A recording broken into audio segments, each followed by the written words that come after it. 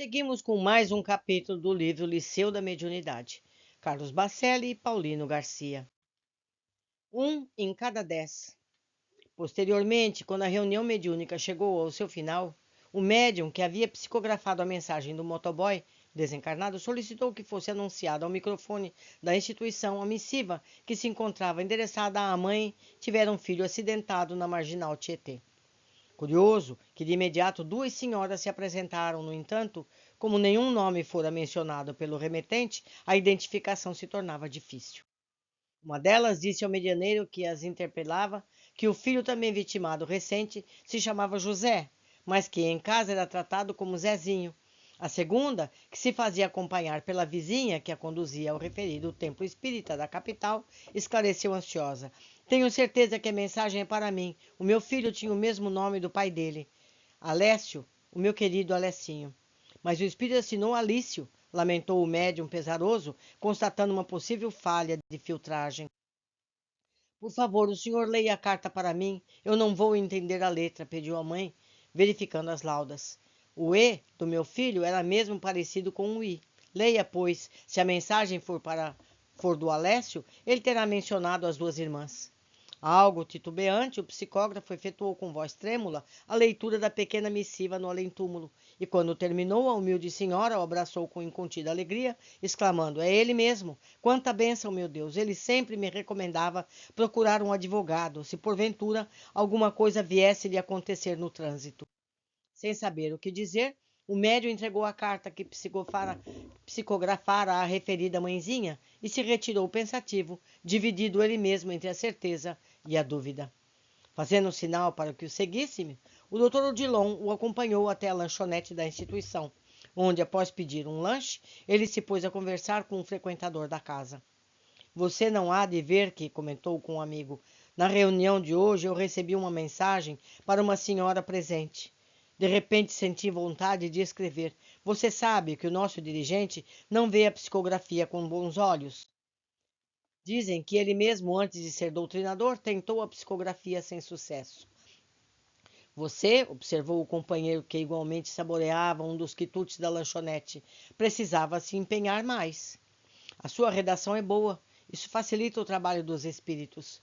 Mas eu não tenho tempo. Estou tendo que trabalhar dobrado para pagar a pensão dos meninos. E depois é um corre-corre o dia todo. Desde que me separei de Beatriz, as coisas pioraram para mim. Estou na casa da minha irmã, mas não me dou muito bem com o meu cunhado. Entre mentes, o celular do sensitivo tilintou e, verificando o número no visor, ele atendeu de imediato. Norma, é você? Disse com uma piscadela para o companheiro, que procurou se manter discreto. Por que não me ligou antes? É claro que sim. Para estar com você eu teria faltado à reunião. Eu prefiro a companhia de gente viva. Com um aceno, o mentor nos convidou a deixar as imediações do lucrativo refeitório que auxiliava a instituição a manter as suas obras assistenciais. Não ousando comentar o episódio, Dr. Odilon, caminhando ao longo de extenso corredor, parecia se refazer quando o irmão Carmelita, com o propósito de mudar o rumo de nossas reflexões, considerou: a mediunidade luta contra muitos empecilhos. Médiuns promissores a ela não se dedicam de maneira conveniente. É uma pena. Não estamos a condenar ninguém, pois, sem dúvida, a vida no corpo para o espírito é um constante desafio. Quem puder, que atire a primeira pedra. Participando do diálogo, Verônica acrescentou: a questão é de prioridade. Com a cabeça dividida entre tantos problemas, o médium não nos concede espaço mental. Quem não valoriza o que faz não deve esperar ser valorizado pelo que é feito. O senhor, doutor Odilon, o que tem a nos dizer? Indaguei com a intenção de amenizar o constrangimento. Com um sorriso que nunca lhe ausentava o rosto, por mais que poucos instantes, o instrutor ponderou. Não devemos criar expectativas, mas particularmente quando me deparo com um médium de amplas possibilidades, chego a me esquecer de que ele está na carne. Por momentos, chego a pensar de um trabalho sério e continuado poderá ser desenvolvido por seu intermédio, em louvor da doutrina. No entanto, Verônica, você tem razão. É uma questão de prioridade e de maturidade. Teremos, sem dúvida, muitos bons médiuns para o futuro. Na atualidade, carecemos de nos contentar com os instrumentos à nossa disposição.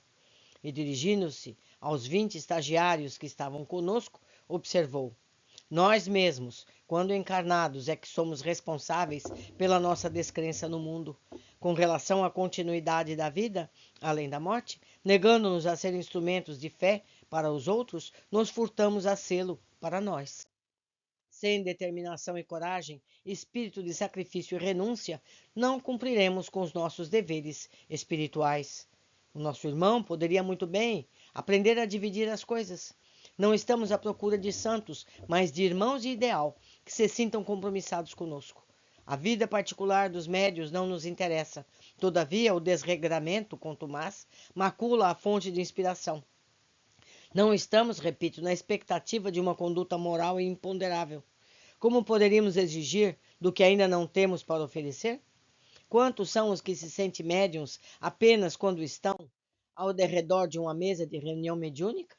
Sem disciplina, esforço, conscientização, horário, entusiasmo, vontade de ser útil à causa, a mediunidade não deslancha, porquanto o medianeiro, sem esses requisitos, não poderá contar com o aval dos espíritos sérios. A mediunidade, sem a efetiva participação dos espíritos, fica restrita à capacidade dos médiuns, ou seja, falta-lhe o fio de ligação na tomada. O que pode o polo negativo sem o positivo? Pausando rapidamente, o instrutor concluiu: o que pretendemos com o liceu é evitar a dispersão.